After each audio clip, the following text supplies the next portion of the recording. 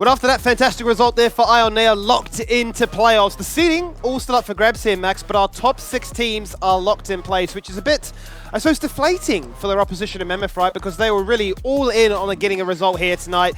A 1-1 is just simply not enough. It's a bit deflating for the Mammoth players, but maybe a bit inspiring for you because it means that, you know, we really could expect anything from Mammoth here. I think they had a pretty promising showing in Game 1, particularly Nectar in that top lane, really overperforming my expectations of him. Yep. But unfortunately, it wasn't enough to carry that through to the end. Ion just out-executing when it came to those mid and late game team fights. That certainly did, and a good read. As we were talking about a little bit more before we came back onto the air about, okay, they could have gone for the 1-3-1, but quite honestly, they just stuck as a team and said, if you try and get aggressive, we'll just punish you back a little bit harder. So let's run it back then. Mammoth still sticking to the blue side with Ion electing for red side in both games, really valuing that counter pick. And the question Nat really posed to us was, would Mammoth value their support in those first 3 picks? And I sure hope so. Well, the hard part is now the Yori's taken away, right? So you do deny that big combo coming through with the Nocturne pairing up with it. So perhaps moving away, like you said, from that pick, and it's going to be the Ashe first pick. Now, I have been a big advocate of not liking the Ashe as a first pick support, especially because you can pick something like a Varus Nautilus into it, but it's going to be the Varus Karma, the instant response. So whilst Karma is still flexible, this Varus Karma pairing towards the bot lane certainly able to pair up together nicely and just smash the lane with exorbitant amounts of poke. Yeah, I mean, it just doesn't get any better for this Mammoth bot lane, does it? They've had to endure the double harass last game. Now they get a different variant of it in the second game, so life becomes fairly difficult, and the question becomes, what do you want with this Ashe? Is it as simple as saying, okay, well, we'll just go for another very long range to carry as well? The Jhin was being looked at for a second. That would have been a curious choice, but Caitlyn seeming to be the better option. Well, this was the pairing that worked for Ion last game, right? This long range, easy CC, easy poke bot lane is definitely able to get work done. And is that the old Hecarim icon? Sure looks like it, doesn't it? I'm just trying to think, because the live Hecarim icon, I swear, looks a little bit different to that. It seems like Tournament Realm might be a little bit different here, as that's the hover. It's going to be coming through now, but it will be the LeBlanc locked in for Dajang here. So a very explosive pick. You talk about champions that want to get down and influence bot lane, influence dives and pair up with the jungler. What better champion to do that on than an LB? Certainly can. It's a classic of Dajang's champion pool. Always let Zoe be denied away, but LeBlanc certainly a champion for him to fall back on and really be explosive into Jovi, who certainly in those first few levels found it pretty tough to endure it as the Akali into the Orianna. But once the mid-game came around, and even once level 6 was there, got fairly aggressive. He's going to go for the Azir this time and say, I've even got more range than you, and just has to endure those burst combos with those distortions. And we've heard from a lot of mid laners on this current patch that Azir is still one of those premier picks, right? Just does so much damage and is so good at kind of everything you need a mid laner to be good at. Like you mentioned, will be a bit scary facing up against that LB, especially if it is paired with a jungler who can get on top of you.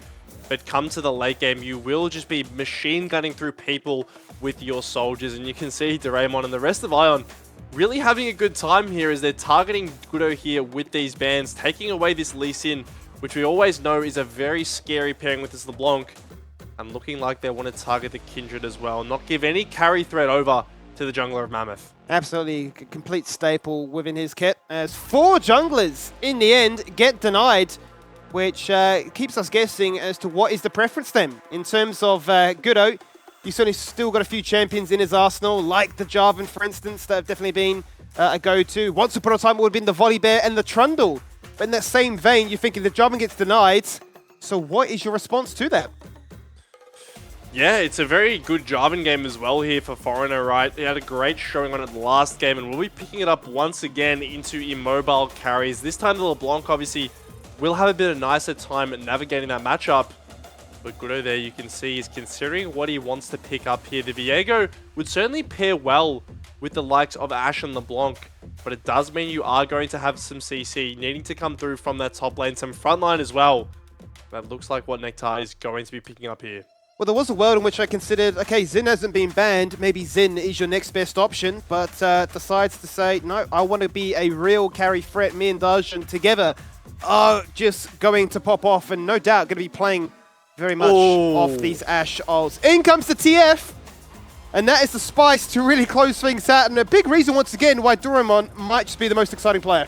I love him, Skimmy. I know I say this every lobby, but he is just fantastic. I think they should give him a counter pick every single game. Slams the TF top with no hesitation here. So this has been a consistent counter pick and consistently picked into K'Sante, not because it smashes the lane, but because it has a fantastic scaling time in this matchup, right? You run the Ghost, you're able to just basically navigate this lane without ever allowing the K'Sante to get anywhere near you, and then you scale up. You become this menace, hit that 1-2 items and impact the rest of the map and really take over the game that way. So I love to see this paired up, especially given we're expecting so much of the focus to be on this bot lane in this game, that it should allow this TF to have that nice 1v1 that he wants up towards that top side. No doubt about it, we'll be craving that 1v1 to get some more solo kills to try and catch up to Woodon, who definitely found a fair few the other night, so a chance for them to continue to showcase their brilliance, but also a little bit of flair as well. I was almost expecting a little bit more to come out from Mammoth, given the stakes are no longer as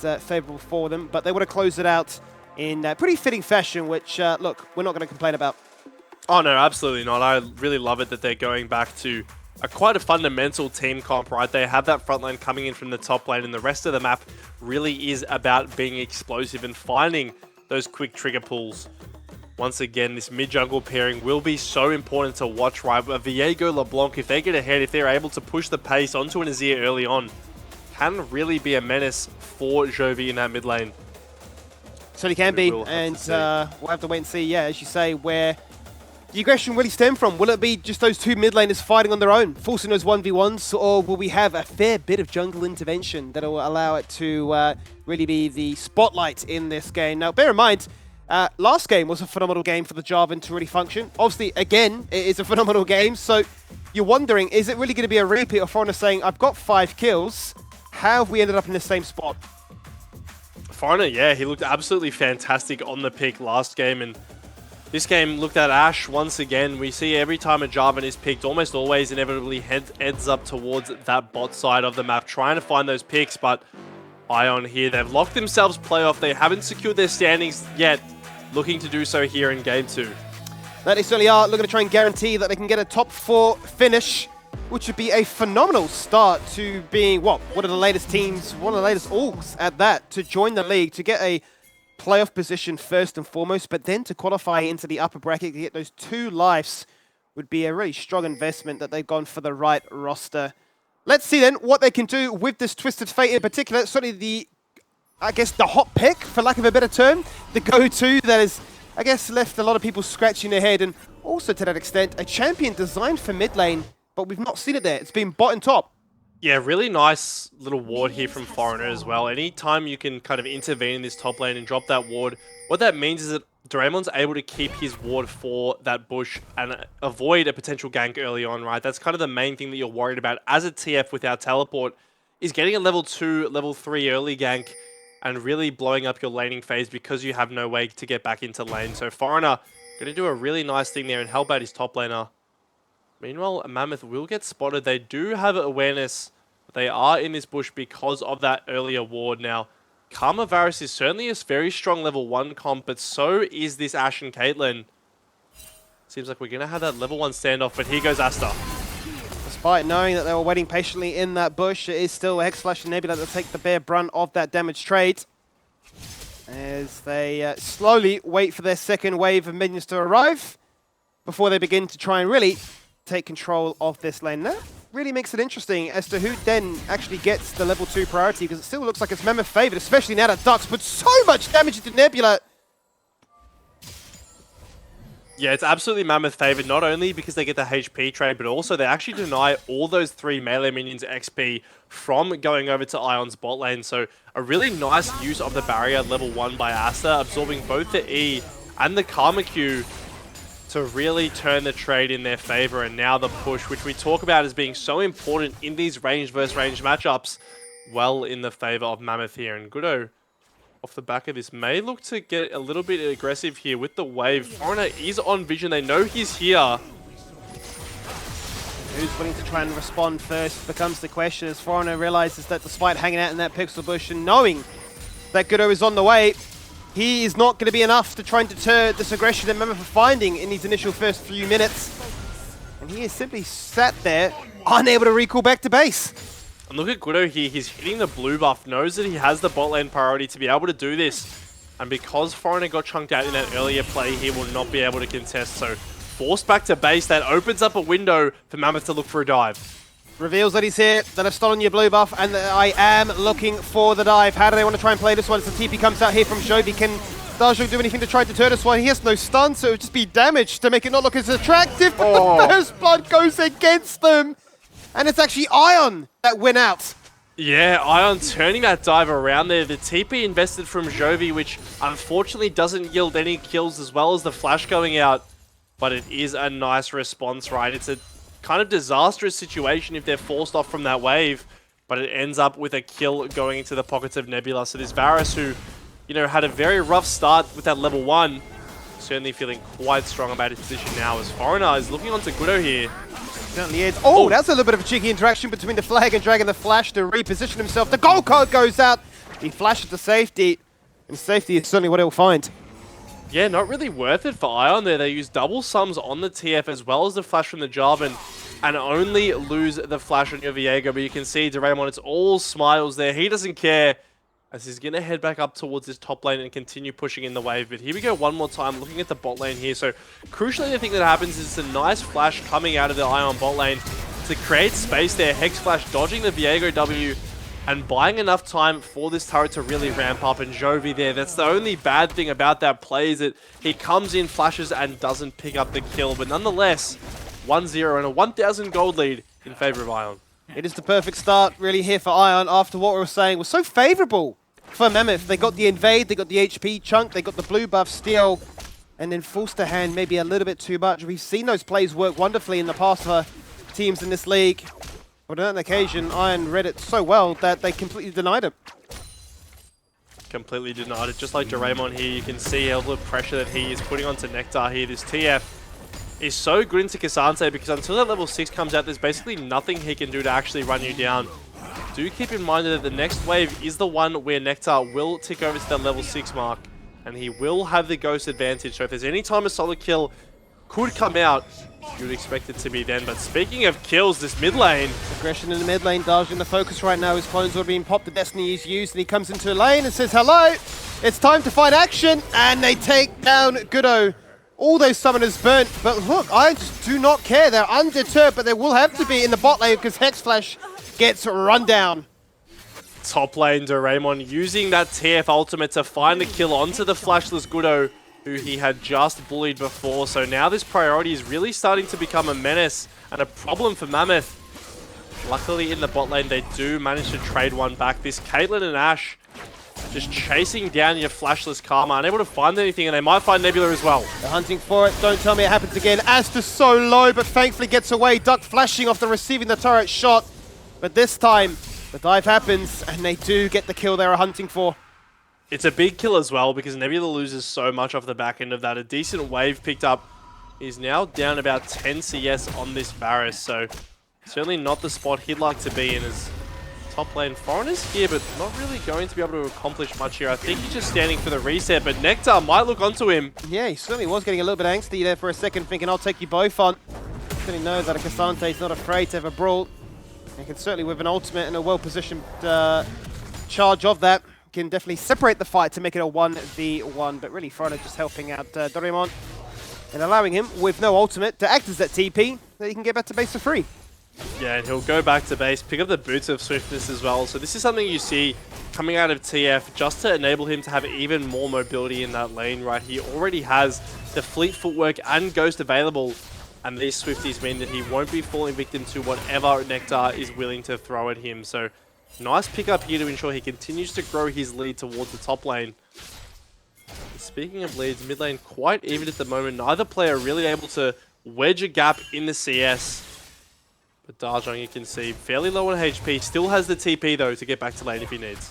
Yeah, which no doubt is going to be fairly frustrating for Dajong, right? He has everything up and available while Shobi doesn't, but he's unable to really try and exert that pressure, be it a solo kill or enough to force him to go back to base to miss out on some minions and some gold. And he keeps going in for these distortion combos. They look good. The clone gets popped and Shobi unable to answer back as much, but still he actually has the HP advantage. Yeah, nice trade there coming out of the Azir. As we can see bot lane once again, the pressure continuing to mount for Mammoth. Anytime both this Caitlyn and Ashe are in the lane, they do just default win the priority. As level 6 ticks here for Dark. And it will be looking like the Dragon. You can see all these pink wards they've placed secure basically every single entrance where Foreigner could come in. So he's going to be forced up towards this top side as Gudo secures the first Dragon of the game for Mammoth. He certainly does. It's a good point. And this is where things certainly get a little bit more exciting here for Nectar. But when you got the boots of Swifties as well as the Ghost, very hard then to land that third Intofo strike. So gets juked out there, does Nectar. And it almost feels a little bit reminiscent of the Varus top lane game we had into Cassante, where you're just trying to kite as much as you can. It's all about dodging that grab. All is about that key dodge. You can see here, Jovi trying to dodge the pressure on Mammoth. They've brought it up to potentially look for a turret dive, but that ward will provide enough value to allow him to get out in time. And with Foreigner walking back towards this mid lane, there will be no dive to be had. Meanwhile, Gudo just taking this advantage and using it to further get some kills on the jungle camps, but here goes Doraemon. Oh, crucially, the tower aggro drops from Doraemon there, which I think Nectar was really banking on being the success. And he's really been bailed out of what could have been a very dire situation there. Doraemon, thankfully, is able to run to some honey fruit. They expire, so now he's being trolled on two fronts. It's still a big play, though. There's no Cassante out here, and Doraemon has so much mobility. He should feel fine cutting him out here. This might be a bit of a chase, Skimmy. He certainly could look to try and cut him out. He's going to lack vision, but he can plant it in here by going for the Destiny. Nectar tries to go and prevent that gold card from finding effect, but now he's going to get the full stun. And Doraemon, he's just going to keep peppering with these cards. And, yeah, really wrangling control of this lane. Yeah, he does no damage. It's a Tabi's Cassante. That guy's practically immortal to a TF, but Asta might not be. Rather, Duck. Yeah, I mean, Foreigner just rocks into the lane, doesn't even bother with the EQ. He uses that right after. Beautiful cleanse! But it's not enough because Nebula, he's got the damage. And whilst Dajong is here, he pokes his head into lane and says, nope, not interested. Oh, it's a horrible time for Asta to not be there. You can see he went up towards that top side to try to find something there as the grubs are respawning. Oh, no. And he throws the arrow and it misses. He's missed it, and Dajong rocks back into the lane. The Empress of Eye goes out. Jovi might just stream a shuffle for safety across into the enemy jungle. He's got his team to be there to protect him. Nice flash to cover the distance. And Foreigner just shadowing him as he's out. Yeah, he's fine. Escapes 3 members of Mammoth there on that mid wave and will walk away with nothing. Duck, unfortunately, falling victim to that kill earlier, but will be able to catch back up with this CS. So, yes, he falls down, but the Caitlyn's still feeling relatively strong in the overall game state. As we can see, Dajong forcing the flash out of Foreigner actually there in that little skirmish. Yeah, there's enough pressure. I mean, Dajong's certainly not weak, but he really wants that first item to come online before Jovi, right? So he can continue to utilize that flash advantage. But just been unable to find that first kill or that assist. He's been poking his head around. But nothing's truly materialized to be, ever too favorable for him. And this just must be frustration. Such pain for Nectar to try and endure. Picking the right time to try and get aggressive. And if you pick it poorly, you lose half your HP. Yeah, luckily this time he has Gudo on his side of the map, so feels a little bit more empowered in going for these aggressive Intofo strikes. As you can see with the Warden's Mail picked up, basically he will never die from this point onwards, right? Basically, there's not enough damage coming out from Doraemon, so he will be looking to find kills around him as Nebula's catches an arrow. Arrow's on this time though. It's not enough because the cleanse. Get hold for a second. And I think a little bit of hesitation from Nebula. Do I really need to use this or not? Can I greed?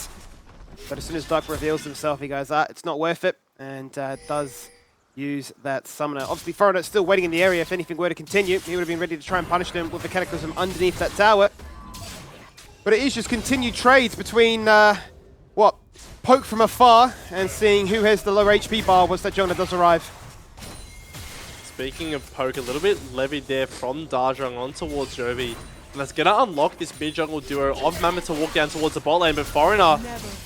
Yeah, he was looking for Asta there, but as soon as he spots Gudo, he realizes it's no longer a play that I really want to go for. Asta flashing forward aggressively to keep him locked on down. They missed the kill onto Foreigner. He flag and drags out to safety. Nebula survives as well. It's the worst case scenario here for Mammoth. They commit 4 members, but all they can get is blinking health bars.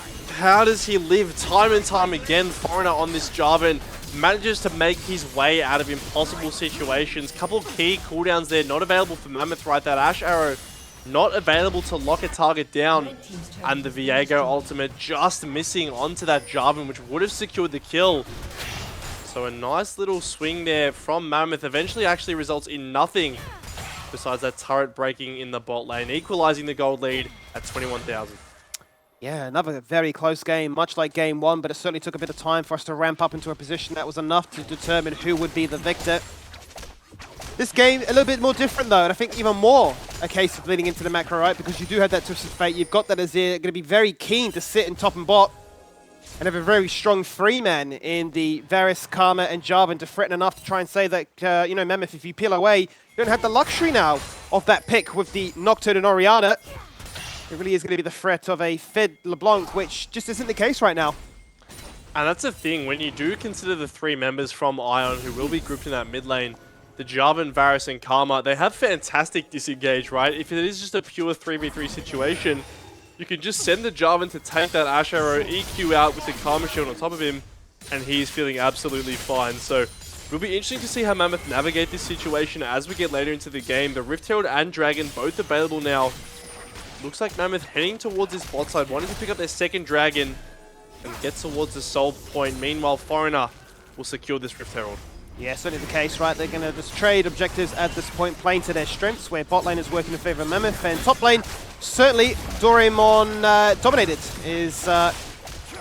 I mean, it's a very even state in terms of CS, but clearly the priority has always been in his favor as Darshuk finally gets a nice little chunk into Jovi, enough for him to summon a Sun Disc and say that I am under a bit of threat right now. Can anybody help me? At a range for the Destiny would be Doraemon. And Jovi now in a bit of a rough spot where he's actually going to turn around and say, you know what, I want to get the kill. And maybe not the time to try and get aggressive. Oh, it's a valiant effort there. He knows he's dead because Viego and Ashe are both coming in to get him from behind his turret. So tries to make it a 1-for-1. It won't be though, but Duck has been caught off. He certainly has been caught, and he burnt the claims, but he had the flash, but he just didn't decide to use it. And whilst nobody piloted the Herald on the first charge, they certainly will on the second. And just like that, a kill found, and two turrets are destroyed. Nectar, though, is sprinting into this mid lane, as is Darjung from the other side. And they know, you're pinched, you're collapsed upon, but Gudo is dead. Gudo gets picked there, and Nectar might have a similar fate. He is trapped in the Cataclysm. He's surrounded by every single member of Ion, and the ultimate is not enough for him to cover the distance. And it's just weird.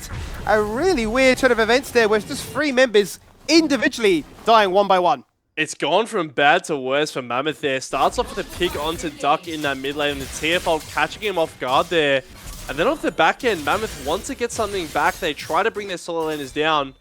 As we take a look again here, you can see Gudo, he has the right idea, wanting to find a pincer, but he just walks into four members, gets killed instantly. And then what can you do after that? Nectar, this is Cassante with no flash, no way to get out of that Cataclysm, and he just falls down off the back end as well. So what's an initial nice little push from Ion into that mid lane to break those two turrets ends up in being actually a huge gold swing. Now leaving this TF and Varus very fed. Yeah, this is brutal. Face shaking a goal card and just dying within a full stun window. Certainly doesn't feel too good. Let's then check in with the overall gold. No surprise then, Doraemon with the most gold in the game. He's sitting at 3-0-1.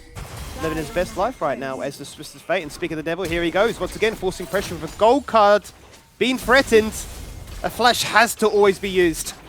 And that's the annoying part about this TF as the game goes on. He has so much priority and so much mobility with the build that he's gone for that he really can be anywhere on the map. And this Caitlyn, who just burnt Cleanse in that previous fight, doesn't want anything to do with the potential gold card. So Flash will have to be expended, but here comes the Ash Arrow potentially landing onto Nebula. Beautiful snipe down to Nebula. He's missed the chains. It doesn't matter. It's LeBlanc. They do an absurd amount of damage anyway. Foreigner, though, is staring him down and realizes I'm not interested. I'm not going to take any part in this one. But that's what you need from the Ash. These Ash ults have to hit and just open up a bit of freedom for, you know, Mammoth to respond back.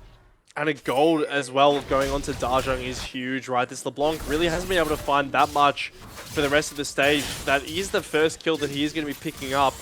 But now this adds to his side lane pressure. Is potentially looking onto Jovi here. Chain roots. Chain does root, and it makes it difficult then for Jovi to survive this one. But whilst he waits for the cooldowns to come back, he was hitting him hard as the ESC here, but as soon as Darjung was ready to go with that distort back in, lights out. That was a really nice flash there from Darjung. He knows that Jovi has flash, and will probably be able to react if he just casts the distortion. So instead says, how about reacting to a point blank W, which he obviously will not be able to do. So a second kill picked up in a very short span here for Dajong. 1,000 the gold lead in a minute 30 on what could be Mammoth third dragon. Certainly could be, and I'm really sure they're hoping for that to be their win condition, their chance to try and take a bit of a comeback in this game, because Nectar finds himself in unfamiliar territory. I say that jokingly because he's surrounded by 4 again. It's like the Aatrox treatment all over again.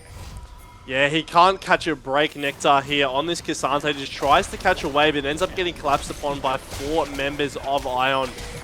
And off the back end of this play, Draymond once again kind of the celebrant of that, being able to pick up these waves, shove this turret in, and pick up that top lane turret. Now, good things for Mammoth is that it will be broken and traded by this mid lane turret, which is incredibly big in opening up the map, allowing yourself more room to play with this pick comp that you have picked up for yourself.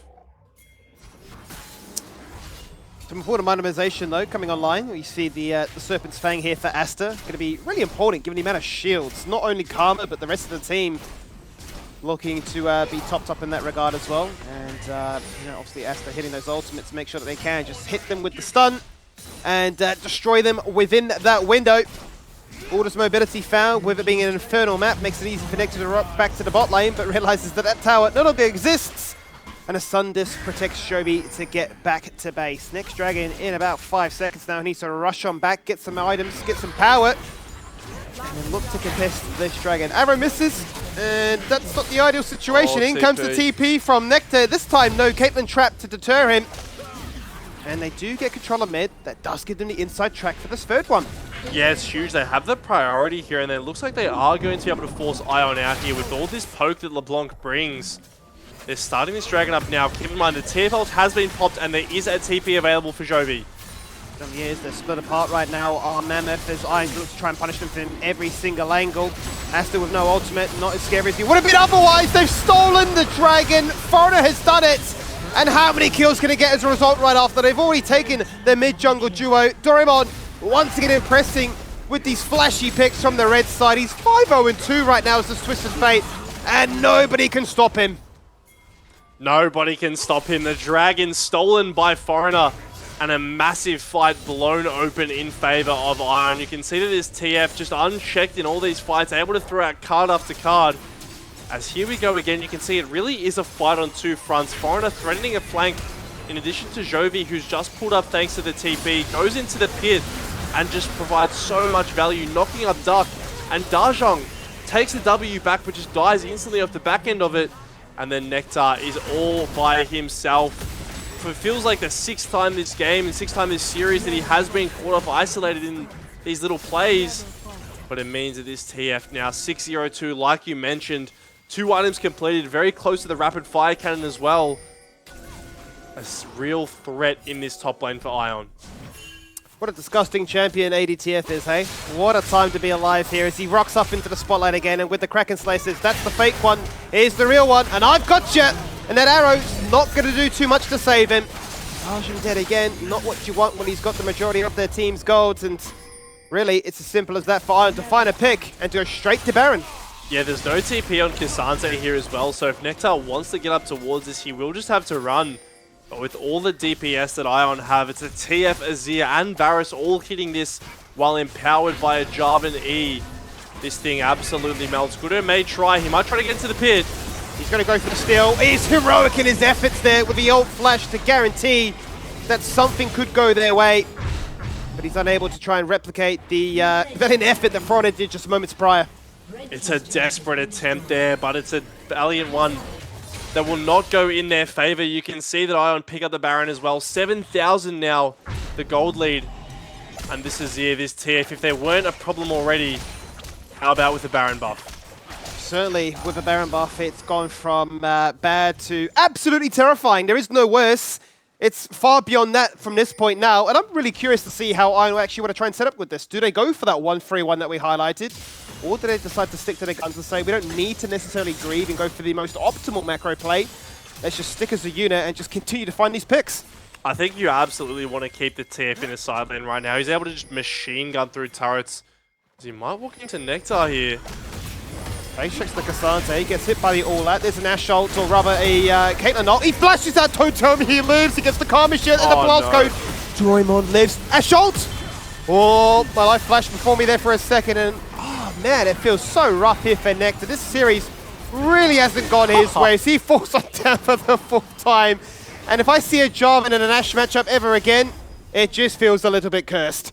Oh, the fact that they can't even get to Raymond when he face checks a Cassante with Gudo in the area really speaks to how desperate and how dire the situation is for Mammoth here. You can see as well Asta on the back end just taken down, instantly one-shot from the Chains of Corruption, plus all the damage to come through. And that will allow Ion to break open this map. But Darshang is looking... Oh, he's looking at a grey screen. He really is. He's looking at the fountain and thinking, guys, why is it 15 kills to 5? Why are we down 10k gold? And why are Ion just far too good in this game here tonight? Inside their base they go, attacking 3 lanes at once. Nothing is safe. And with the Baron still having a minute left, they really could do a clean sweep here. Look at the gold that they've gained from that Baron power plays. Plus 6.5 thousand at this point with a minute to still go on it. And you can see the change option does miss onto Nectar, but there's still a lot of damage. He goes unstoppable for a second. The Ash shot comes out, instantly claims. Nectar says, can I turn it around? Or is it just a little bit doomed? Onto their second inhibitor, Iron right now. This Foreigner constantly threatening. I've got that Cataclysm. Who wants to step up? Who wants to get a little bit too frisky here as he goes in with the flag and drag, waiting for the moment, and there it is! How about you get shoved into that Cataclysm as they take down 2 very, very quickly. Darshang flanking from the side. He'll snipe away a Nebula, but it's not enough. They still got 3 very healthy members on the side of Ion, and they really are just saying, it's time to get ionized. And Foreigner cancels the base there. They'll stare at each other. Ion know that with this win, they've secured themselves the top 4 placing while simultaneously ending Mammoth's playoff hopes. And what a way to do it. Sub 25 minutes, they take the game and take the series 2-0. Full control there and much more dominant performance than it was in game 1. And really some spicy picks to add a little bit of fuel to the fire and to keep the other teams watching. They've had a pretty rough run of form recently up against the 3 best teams in the league. But they bounce back like that really never bothered them. Well, we'll jump to a break, and when we return, we'll summarize tonight.